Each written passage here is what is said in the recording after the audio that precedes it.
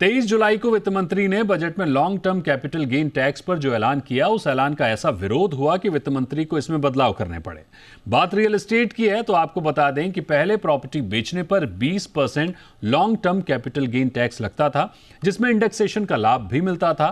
Budget ऐलान में बदलाव हुए और एलटीसीजी को एक मुश्त 12.5% कर दिया गया, लेकिन इंडेक्सेशन का लाभ यानी महंगाई जो कि एडजस्ट की जाती थी उसे हटा दिया गया।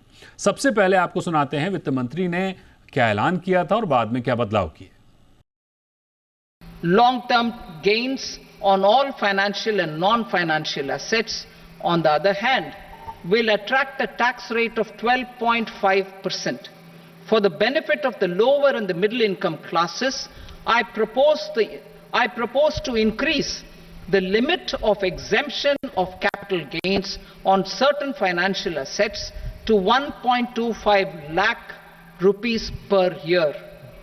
The taxpayer can compute his taxes under the new scheme, which is 12.5% without indexation, and the old scheme, 20% with indexation, and pay such tax which is the lower of the two.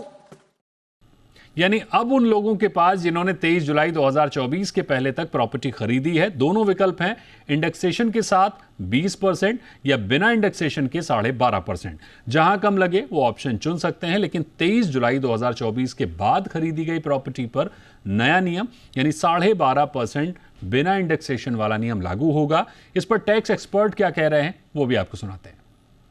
जो indexation आता कहां से? ये जो CI inflation है उसका 75% लिया जाता है कॉस्ट इन्फ्लेशन। तो सपोज किसी साल में इन्फ्लेशन 6% है तो उसका 75% that is 4.5% is taken as a CII.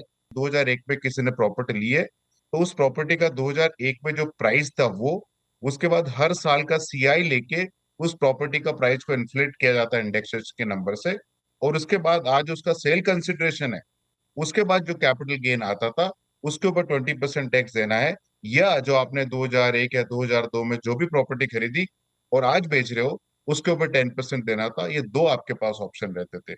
उसको सरकार ने सिंप्लीफाई करने की कोशिश की है। मुझे लगता है आने वाले पीरियड में जो आम इन्वेस्टर है वो ये देखेगा कि गेन होगा कि नहीं होगा, रिटर्न सेकेंडरी पार्ट है।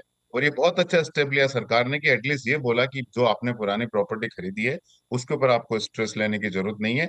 और इसमें सिंपल लॉजिक है कि अगर 10-12%, 14%, 15% तक अगर रिटर्न रहा प्रॉपर्टी का, जो सारी प्रॉपर्टी का मोस्ट ऑफ द प्रॉपर्टी का है, पुराना सिस्टम फायदे में रहेगा। और 15% के ऊपर आपका सीएजीआर है तो नया टैक्स आपके फायदे में रहेगा 12.5% वाला। आपका फॉर एग्जांपल जैसे 1 करोड़ में इंडेक्सेशन लगा के आप आज के दिन में 5 करोड़ में बेच रहे हैं तो उसका लगभग कोई टैक्स आएगा आपका 1 से 1.5 करोड़ के बीच में। सिमिलर अगर आप डायरेक्टली 1 करोड़ माइनस 5 करोड़ करें तो सीधा 4 करोड़ पे आपका 12.5% टैक्स बैठेगा। तो उस हिसाब से अगर आप लॉन्ग टर्म प्रॉपर्टी होल्ड कर रहे हैं और ग्रोथ आपका अच्छा हुआ है प्रॉपर्टी में, तो बेटर रहेगा कि आप पुराने प्रॉपर्टी में इंडेक्सेशन ले, जिससे आपका टैक्स कम लगेगा, आपको थोड़ी उसमें बेनिफिट होगी। बट अगर आपका खरीदारी आपने अगर वो कम पीरियड में करी हुई है, उसमें और ग्रोथ ज्यादा नहीं है, तो उसमें बेहतर होगा कि आप नए पॉलिसी में जाए, बिकॉज उसमें आपको टैक्स कम बैठेगा, बिकॉज आपका प्रॉफिट कम हुआ है तो आपको टैक्स कम भरना है बेसिकली। ये तो हुई सीधी सीधी बात, लेकिन कई और बारीक बातें हैं एलटीसीजी को लेकर जिन पर गौर करना जरूरी है। क्या सभी एसेट पर दोनों नियम लागू होंगे? अगर पार्टनरशिप में या कंपनी के नाम प्रॉपर्टी है तो उस पर क्या नियम होंगे? एनआरआईज निवेशकों के लिए क्या नियम होंगे? ऐसी तमाम बारीकियां हैं जिनको जानना बहुत जरूरी है।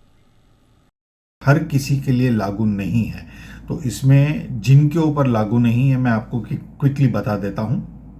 पहले तो इंडेक्सेशन सिर्फ लैंड और बिल्डिंग के सेल के ऊपर अवेलेबल है, यानी कि अगर आपने सोना चांदी इत्यादि अगर बेचा है तो उसके ऊपर इंडेक्सेशन नहीं अवेलेबल होगा। दूसरा, ये इंडेक्सेशन केवल इंडिविजुअल्स और एचयूएफ को अवेलेबल है, यानी कि कंपनीज है, फर्म्स है, एलएलपीज है, एसोसिएशंस है और कोई एंटिटी है, उनके लिए अवेलेबल नहीं होगा। और इंडिविजुअल्स में भी ये सिर्फ रेसिडेंट इंडिविजुअल्स को अलाउड है, नॉन रेसिडेंट इंडियंस को अलाउड नहीं है। सो एनआरआईज के लिए इंडेक्सेशन अलाउड नहीं है। ये एक बहुत इंपॉर्टेंट चीज़ नोट करने जैसी है। फिर अगर आप आपका असेट लैंड प्रॉपर्टी बेच के आप दूसरे प्रॉपर्टी में इन्वेस्ट करने जा रहे हो, या section 54, section 54B, section 54EC का बेनिफिट लेने जा रहे हो, तो इन केसेस में भी आपको इंडेक्सेशन अलाउड नहीं होगा।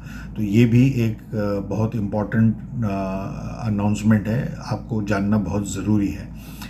और अगर आपको सारे टर्म्स कंडीशंस, आपके कंडीशंस जो हैं वो मीट होते हैं और आपके इंडेक्सेशन अलाउड है आपके केस में, इस केस में अगर आपने इंडेक्सेशन लगाने के बाद आपको एक लॉस आता है, तो ये लॉस ना आप इस साल के किसी इनकम के सामने सेट ऑफ कर सकते हो, ना ये लॉस आप कैरी फॉरवर्ड कर सकते हो अगले साल में किसी और इनकम के लिए सामने एडजस्ट करने के लिए।